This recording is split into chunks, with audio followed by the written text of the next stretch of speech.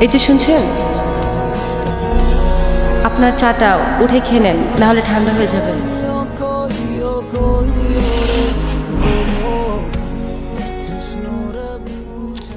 যত সব।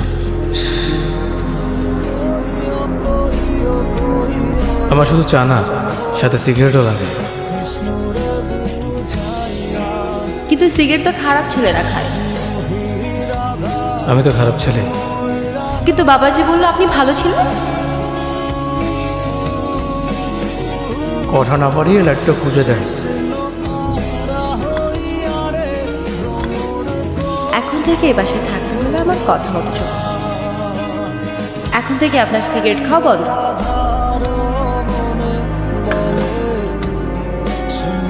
খবরদার।